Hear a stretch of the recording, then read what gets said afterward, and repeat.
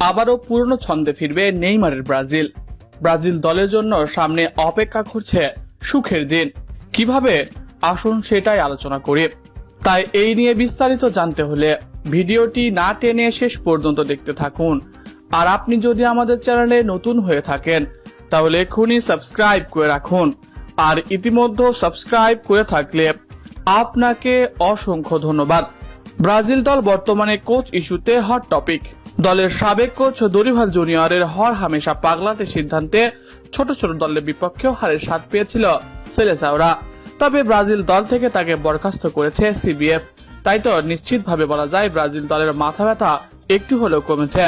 বেশ serious CBF. তারা চায় ইউরোপের কোচ দিয়ে ব্রাজিলকে কোচিং করাতে।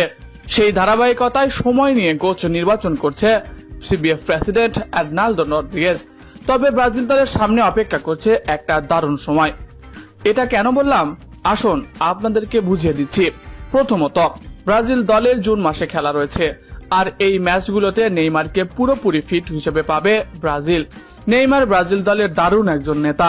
থিয়াগো সিলভার পর ব্রাজিল দলকে যদি কেউ খুব সুন্দরভাবে সামলিয়ে থাকেন সেটাই হলেন নেইমার জুনিয়র। তার মাঠে উপস্থিতি ব্রাজিল দলকে চাঙ্গা করে তোলে। তিনি মাঠে থাকলে ব্রাজিল খেলোয়াড়রা মাঠের খেলায় মনোযোগী থাকেন। তিনি মাঠে থাকলে ব্রাজিলকে একটা ভালো রেজাল্ট এনে দিতে পারেন। তাই তো মাঠের নেতা বলা হয় নেইমার জুনিয়রকে। তার ইনজুরির পর থেকে প্রায় 3 বছর ব্রাজিল রীতিমতো ভুগতেছিল। জুন মাসে নেইমার ফিরবে, সেই সাথে ফিরবে রিচার্লিসন, ক্যাসিমিরো, অ্যান্টনি, অস্কারদের মতো মাঠ কাঁপানো সব তারকারা।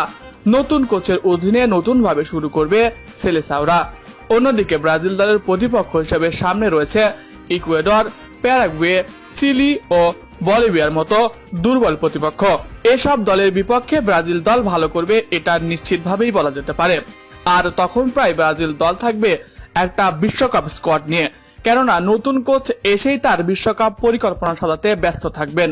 আর সেই তালিকায় থাকবেন রিচার্লিসন, অ্যান্টনি, অস্কারদের মতো তারকারা, কেননা তারা বর্তমান সময়ে ক্লাবের হয়ে দারুণ পারফর্ম করে চলেছেন।